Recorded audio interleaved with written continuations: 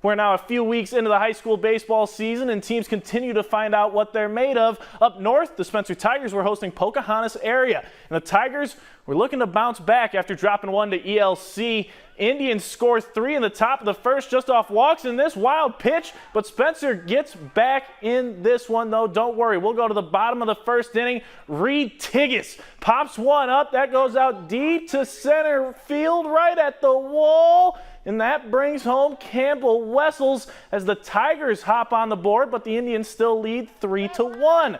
Later on, Jake Hallett fires one up the middle, and Tiggis, he's signaled to come on around to make this one a run ball game. It's 3-2. Big inning for the Tigers. Jackson Hefner sends another shot up the middle, and comes Cooper Griffin, and Spencer takes the win in this one, 13-7. Just a